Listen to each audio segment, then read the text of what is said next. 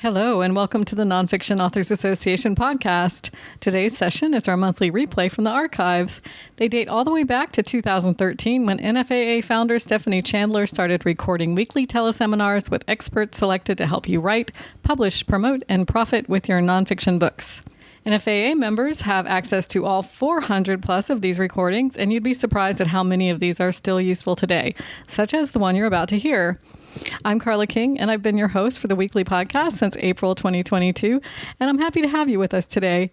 I'd like to encourage you to subscribe to our YouTube channel where you can find the podcast live stream and comment and ask questions. Just search for the Nonfiction Authors Association on YouTube and you'll find us. Hi, everyone. Welcome to our interview series for the Nonfiction Authors Association.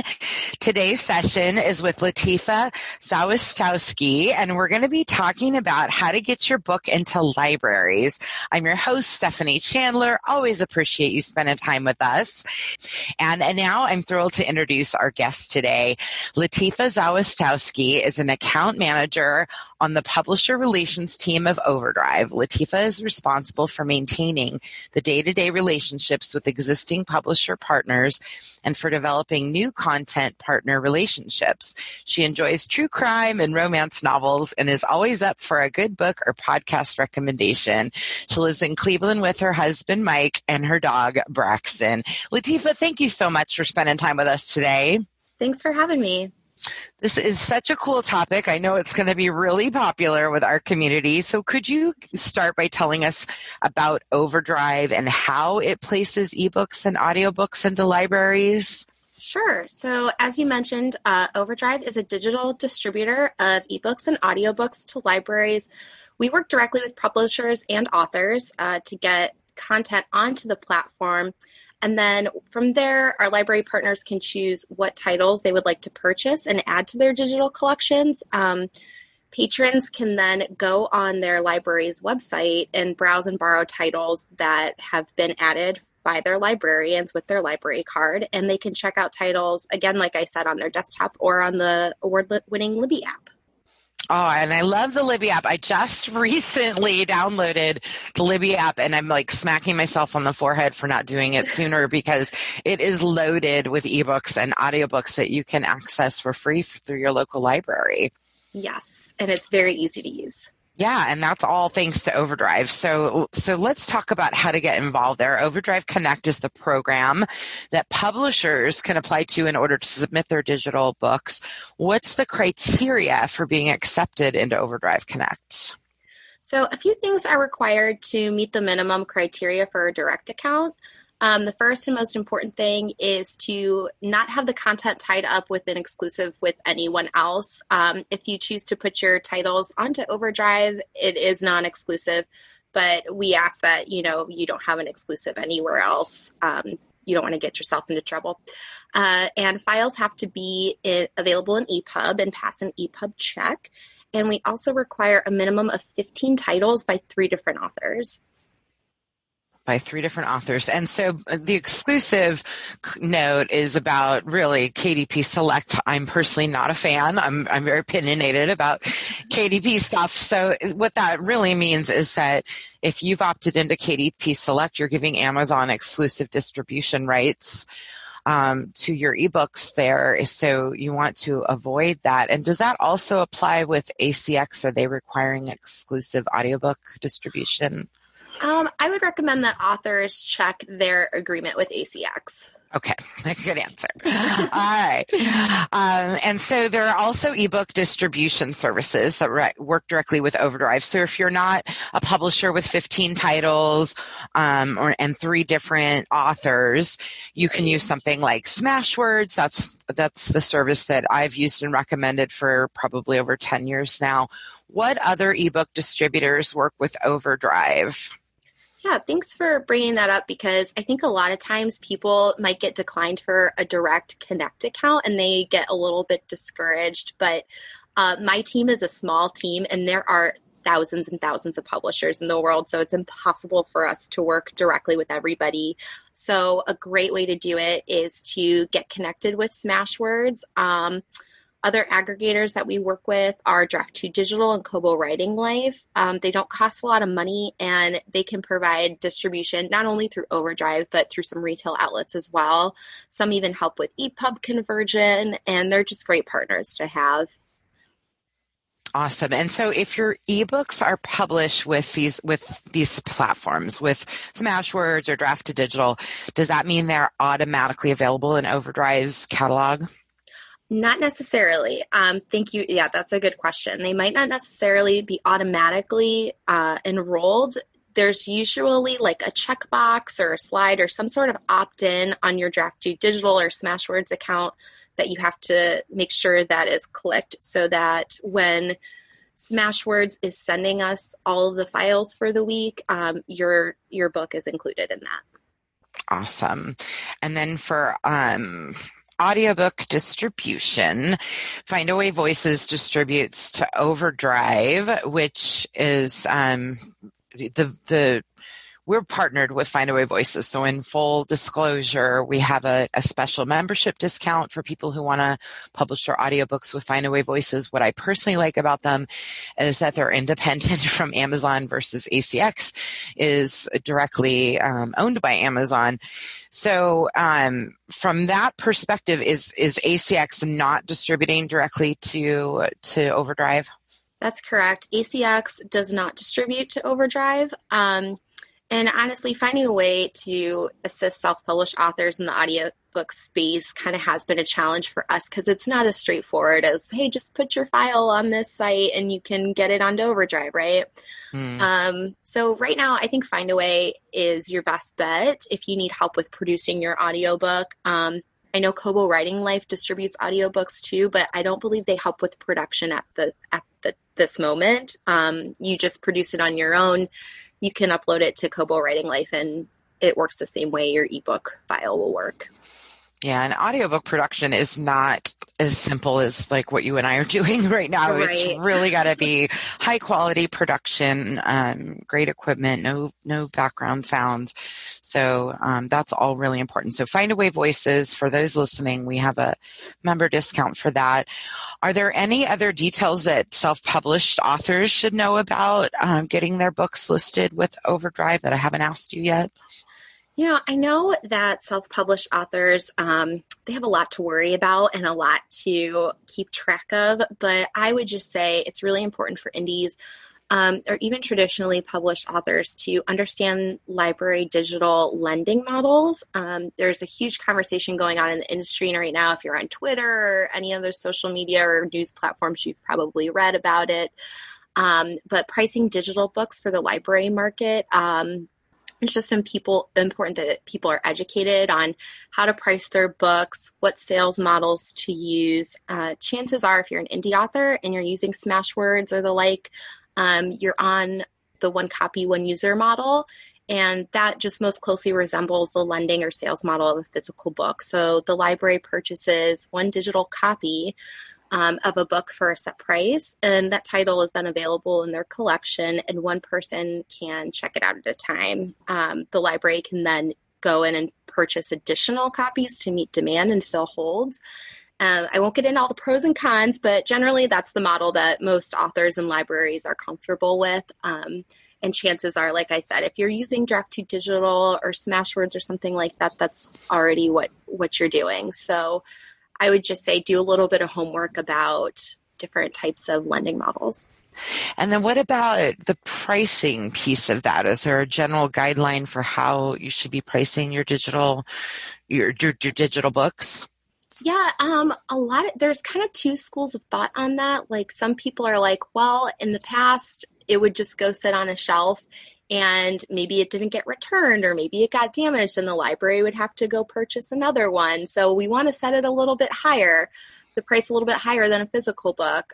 Some people, and this is the stance that we generally take, is with an EPUB file, you don't have the cost of physically printing out a book. So a lot of our publishers choose to just price it at the standard hard copy. So, I would say generally what you would sell a hard copy or even a mass market paperback for would be appropriate. Okay, good.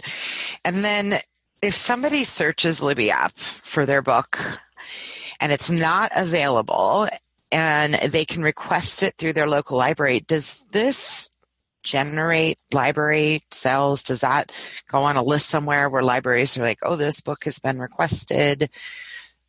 Do you know how that works? Yeah, they certainly can. And an easy way to do that too is just to go to overdrive.com and search for the book, and it'll say if a library near you has it or not, and then you could go about requesting it that way. Depending on the budget and policy of your local library, would decide whether or not they would move forward with purchasing that title. We always like to say no one ever says no, they just mean right now. So some libraries have a budget set aside for requested titles. Perhaps they hit their budget amount for that year and that's why they said no. I know that my library, I have a certain amount of titles that I can request per month. And they usually do buy it. And I think most libraries do have a budget set aside for those requested titles. So depending on if they hit that or not. Well, this might be an interesting little marketing strategy for authors to have their audiences requesting their books at libraries if it's available there. That's an interesting thought. And I did notice with that Libby app that, for example, I was looking for a book I'd seen recommended online, and they had 3 ebook copies of it, but all 3 were out. So I had to go on a wait list.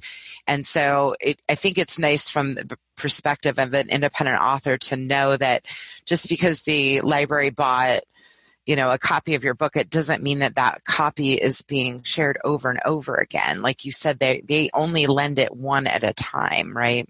Exactly. Yeah. So I think some people get the idea that it's in there and people could just go and borrow it and I'm not making money on all of these people reading my book. But it really does operate the same way a physical book would. So it's kind of an easier thing to wrap your brain around, I think. Well, and I've always loved the perspective of digital books.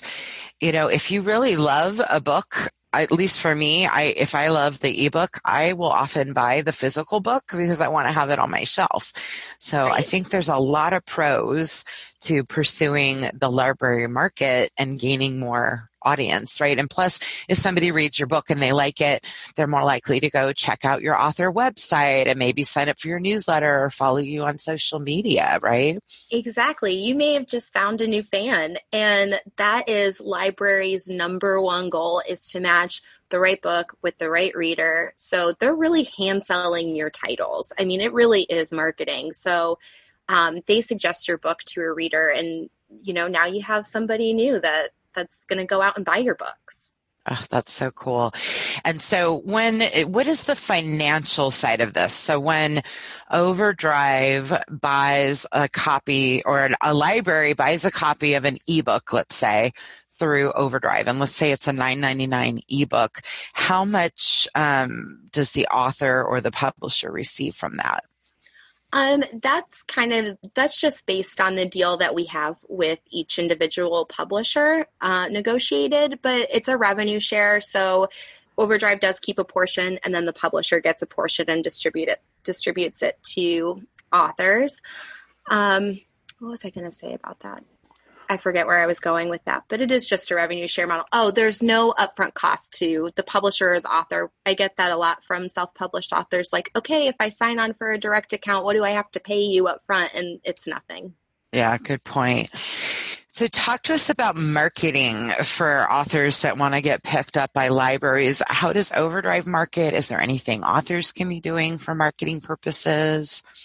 Yeah, I mean, for better or worse, we don't use any algorithms on our shopping portal. So everything's hand selected, and we like to keep it that way because of that reader's advisory piece that I mentioned. So there's no trick, right? There's no figure out the Overdrive algorithm, right? So we just tell people anything you do to promote your book to readers will work, because people will then recommend the library purchase it, right? So like I said, the overdrive.com link is great to post on your social media or include in your newsletter or blog, just to let your fans know that they can borrow the title on Overdrive with their library card. We run sales and promotions.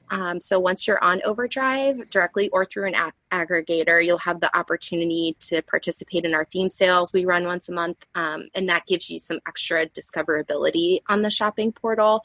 So for instance, nonfiction, that sale will be in July. For folks that might be listening that are already on Overdrive, please participate.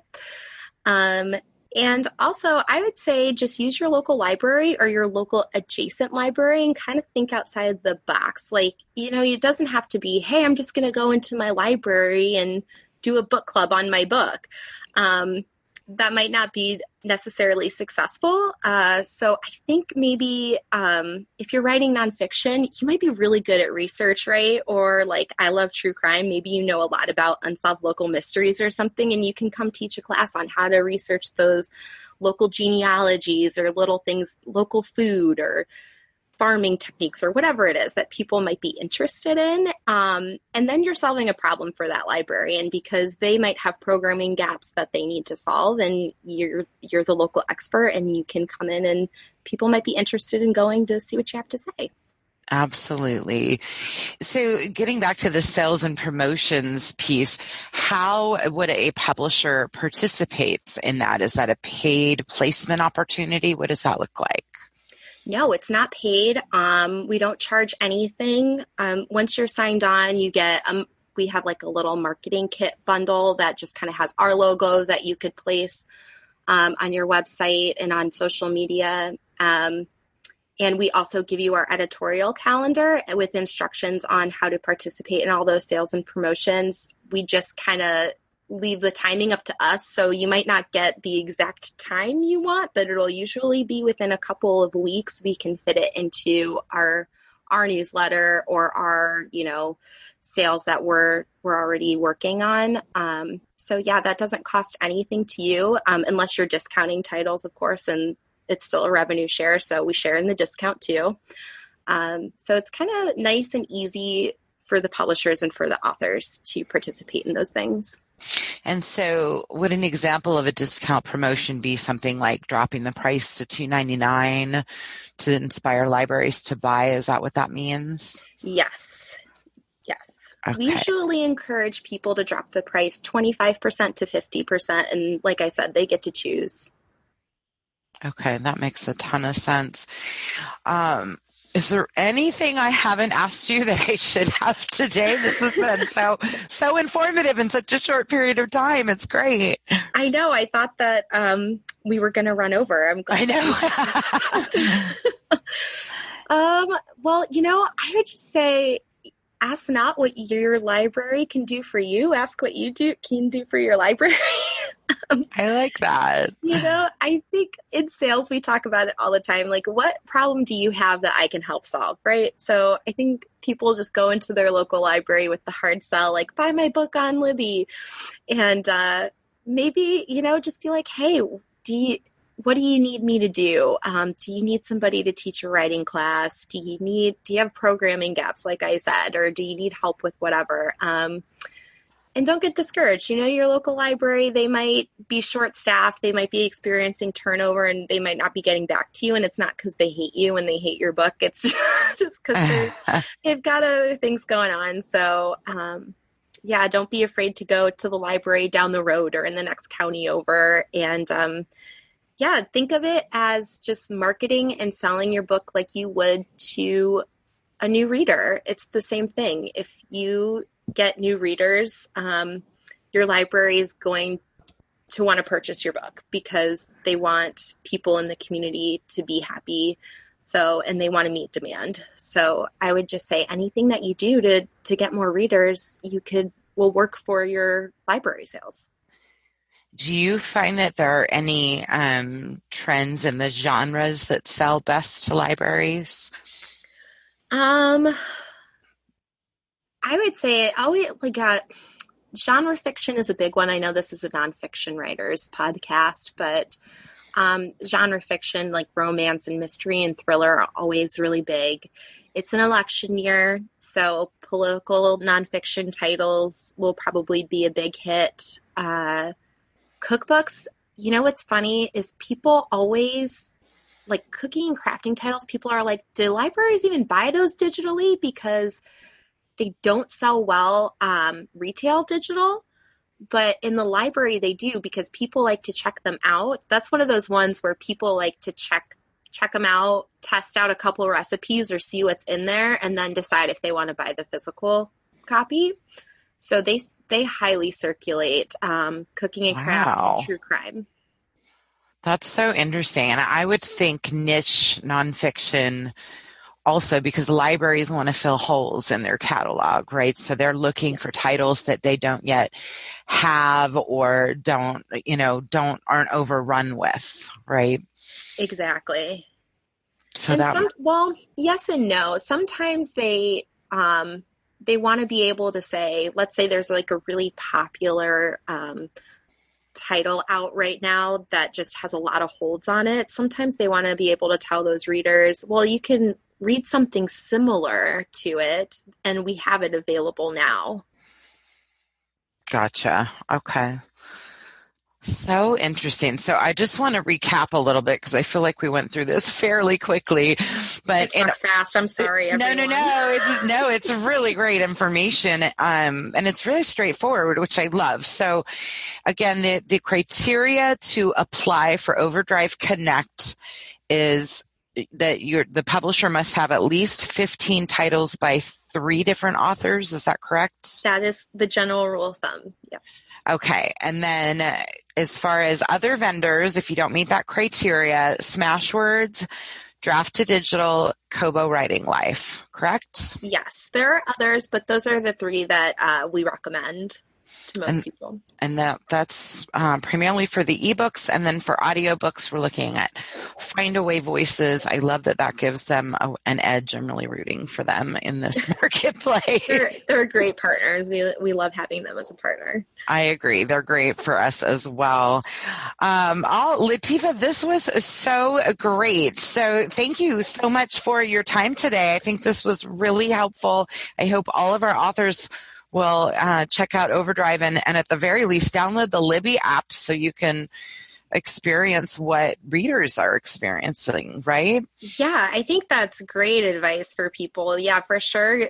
If you don't have a library card and you're writing books, just what are you doing? Get a library card and hook on to Libby and see what that process is like for people. Oh, one other thing that I did want to mention, if people want more information about some of the topics I talked about today, we do have a blog. So you could go on overdrive.com, company.overdrive.com. If you want more information about the sales and lending models I talked about, you could go to panoramaproject.org. And we do have a podcast, and it's called the Professional Book Nerds Podcast. The Professional Book Nerds. I love it. And what is say that one again, Panorama? Panoramaproject.org. And what's that about? So that is, it's sponsored by Overdrive, but separate from Overdrive. And it's researching the sales and lending models that the library use and comparing them to retail digital sales and retail print sales. So just trying to figure out data that fuels the whole library and retail book selling ecosystem. I hope I'm explaining that right. I'm not a data person, but that makes a ton of sense, especially because, a few years back we were all panicking that print books were going away and ebooks were taking over, and that eventually leveled out.